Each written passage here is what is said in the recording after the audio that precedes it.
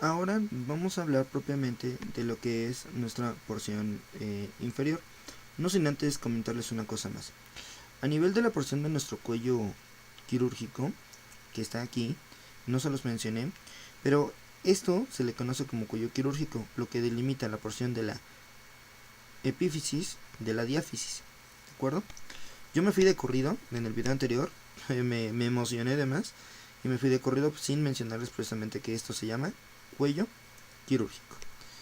Aquí es donde se llevan la mayor cantidad de fracturas, debido a que en esta región vamos a encontrar parte de lo que es la porción metafisiaria.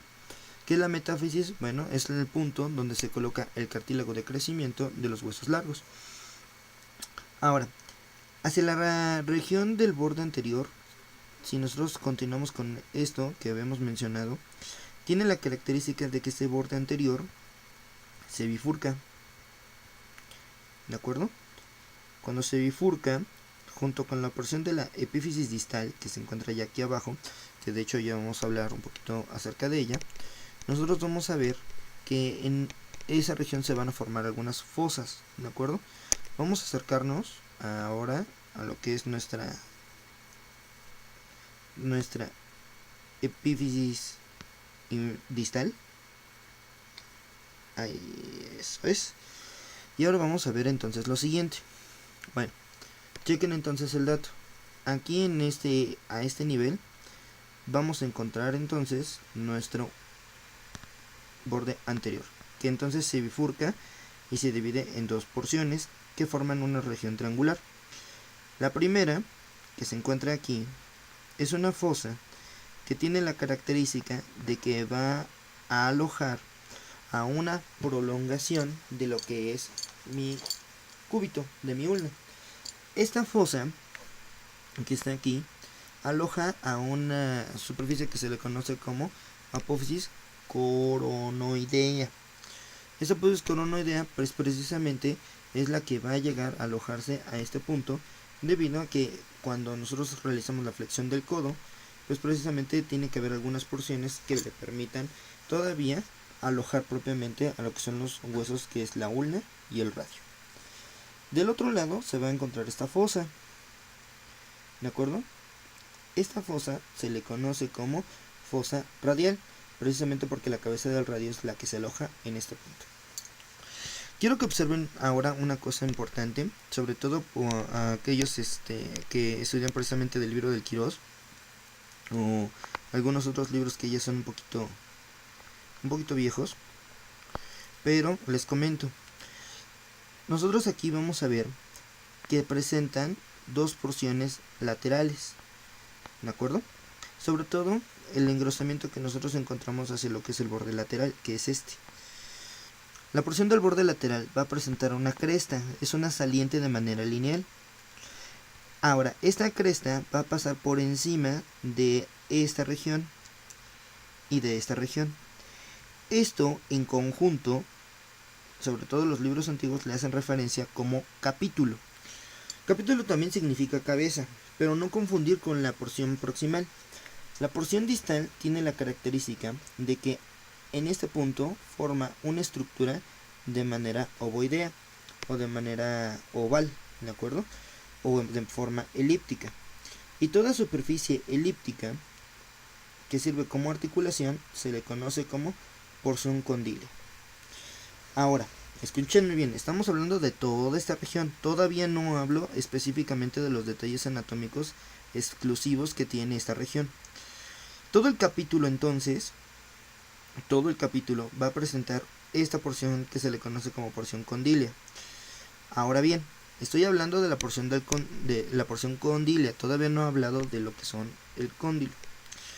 Ahora, ¿por qué hago esta referencia? Porque en los libros viejos ustedes van a encontrar que a esta saliente que está aquí y a esta saliente que está aquí se les hace referencia como epicóndilos, epicóndilo medial y epicóndilo lateral.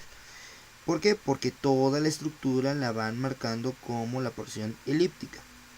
Bien, ahora, una vez que ya hemos determinado esto, vamos a ver que la porción que le compete a ya propiamente a la estructura condylea presenta dos estructuras importantes. Esta, que yo siempre le hago referencia, que tiene forma de yo-yo chino, que se le conoce como tróclea.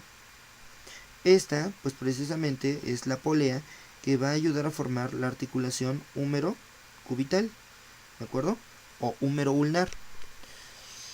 La otra, que está del otro lado, que es esta es una eminencia de manera elíptica propiamente.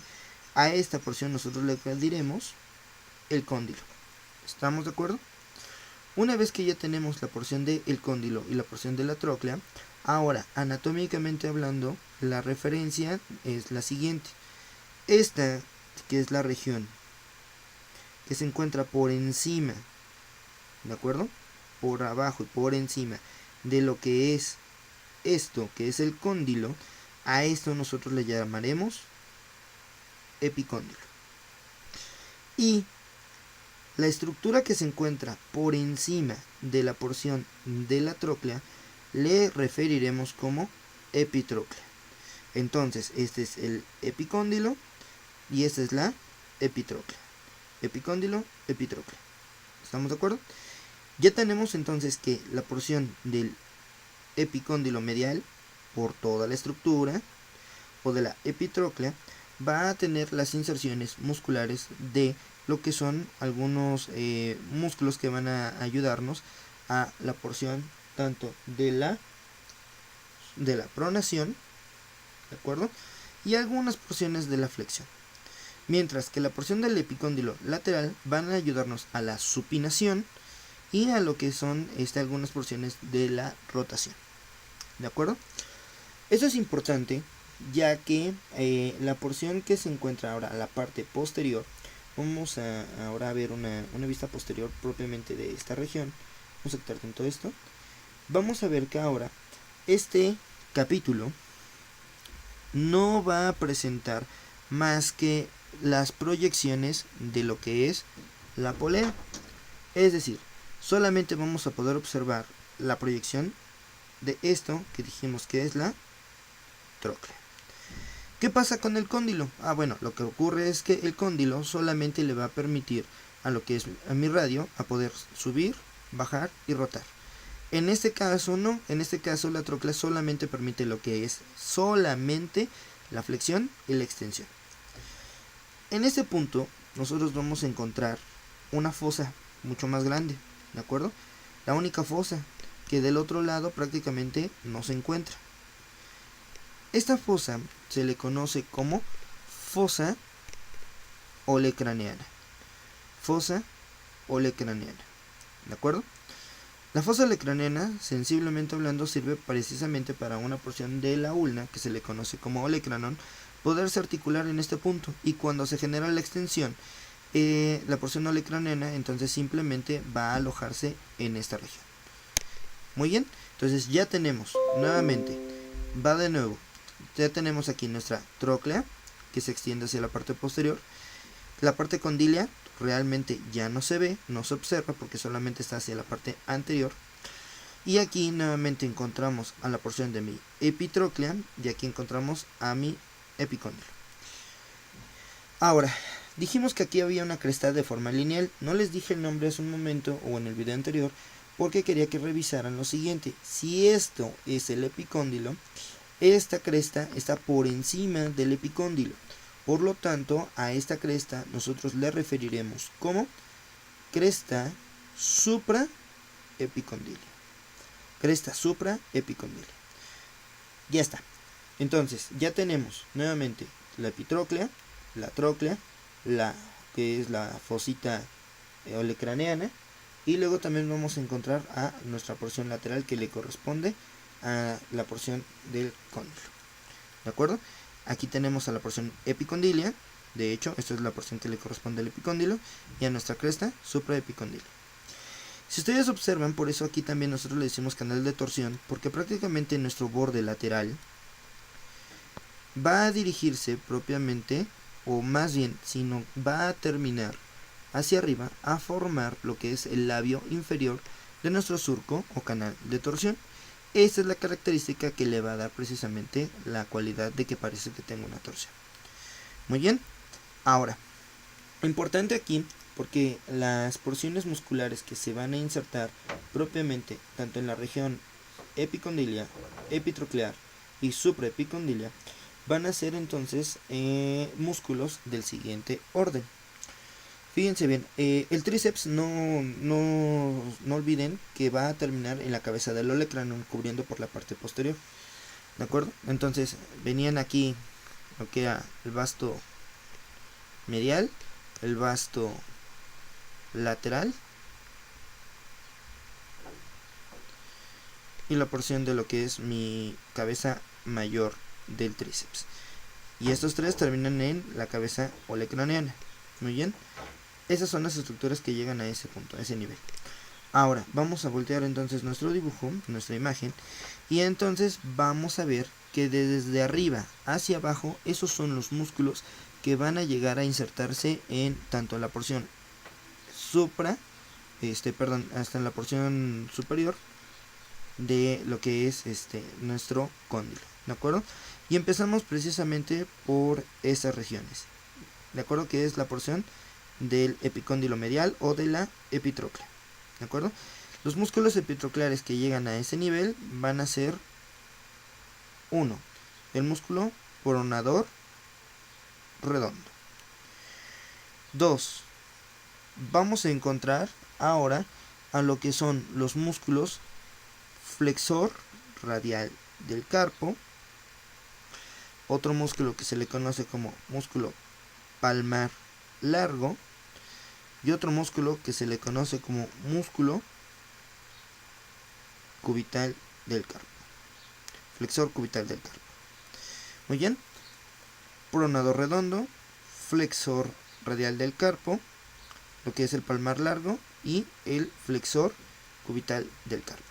Esos son los músculos que van a insertarse en la porción de la epitroclea. Ahora, la región que le pertenece a lo que es el epicóndilo, propiamente, van a ser los músculos que van a dirigirse hacia la porción posterior. Estos son músculos que vienen hacia la región anterior y estos son músculos que vienen a la región posterior. Los músculos que vienen de la región posterior van a ser, fíjense bien, uno va a ser el anconio. 2 va a ser el músculo, vamos a ponerlo de otro color, ahí.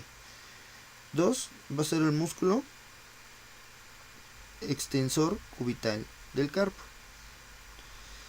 3 va a ser el músculo, el extensor propio del meñique. Otro más hacia la parte posterior ya del cóndilo, bueno, un poquito más hacia arriba, van a venir lo que son las porciones del músculo, el extensor radial largo, el extensor radial corto, viene aquí, extensor radial largo y extensor radial corto. Y más hacia la parte posterior viene el músculo supinador, ¿de acuerdo? Me falta lo que es el músculo también braquirradial, ¿ok? Músculo braquirradial, que esos son los músculos que van a insertarse desde la cresta supraepicondilia, desde aquí hacia abajo. Obviamente esos los vamos a ver en lo que es músculos propios de lo que es el antebrazo. Ahorita nada más es una mención de dónde a dónde vienen, más o menos, de esta región. Es una gran masa muscular la que se va a insertar propiamente en la porción inferior, ¿de acuerdo? Esto es importante entonces porque la porción humeral presenta, además de las rugosidades, de la torsión, de la porción de las dos fosas, de lo que son los cóndilos, del cóndilo, de la tróclea. Estas porciones meramente van a ayudarnos a la inserción de varios músculos, sobre todo los músculos pronadores y supinadores, epicondíleos y epitrocleares. Muy bien, sale pues. Entonces, con esto vamos a dar, con esto doy por terminada la primera parte. No olvidemos que todavía nos hacen falta las porciones ligamentosas, que realmente son las que cubren precisamente a esa región.